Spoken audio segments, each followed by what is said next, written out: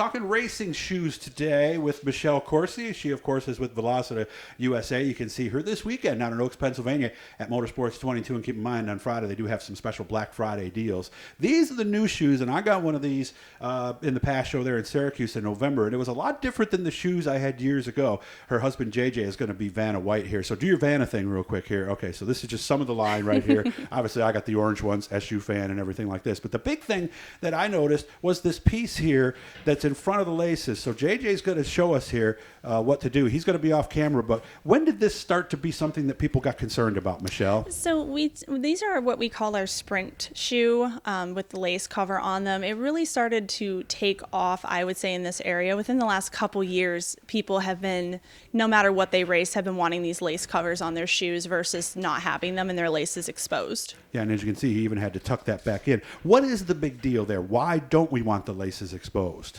Well, one thing, they can get caught. Some people still have shifters that they can get caught on when they get out. Obviously, when you're in the car, if you have a power steering leak, anything like that, we're getting all of these fluids that are going to leak down into our shoe and all over our laces. So this is going to prevent that from getting into our shoe and have it basically repel down the sides.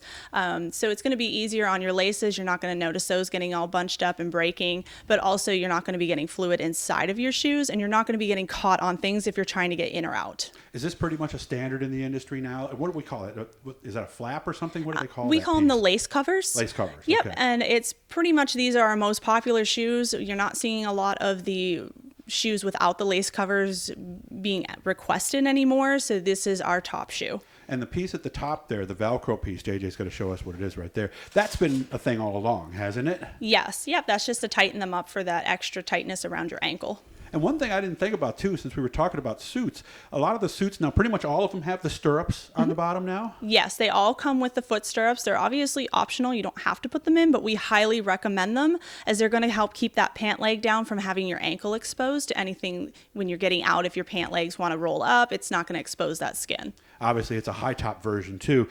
So you're pretty well protected, but you told me you still recommend fireproof socks. We always recommend the fireproof underwear, socks, and head sock as well. It's not, better to be safe than not safe. Yeah, and in Europe, they call it a balaclava, is what they call it over there. We call it a head sock over here.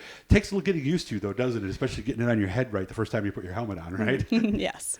So again, these are this is exactly the same shoe that I got, the one on the orange there. So make sure to look for those this weekend. And shoes are important, guys. If you've got a little tear in them, it could really be a big problem down the road, couldn't it? Yes. Yep. And these shoes, obviously, very durable. They do last you a long time. You're not going to have any issues with that. Very, very comfortable. And SFI rating is what on these? 5. So that's what we want, right? Yes. That is the highest for shoes, right?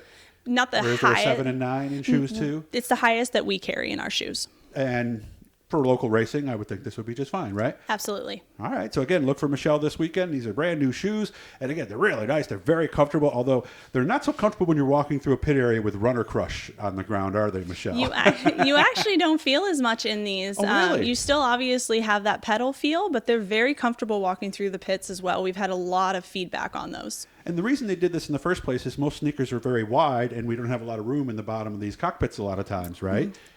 Yes, and you also want them to be thin just so you have that pedal feel as well, so you can have that throttle. Yeah, I remember I did a go-kart once with my regular sneakers on, and I ran into that. I had no feel at all. And so if you are going in shoes, or if you've got some older ones, now would be the time. What do these go for?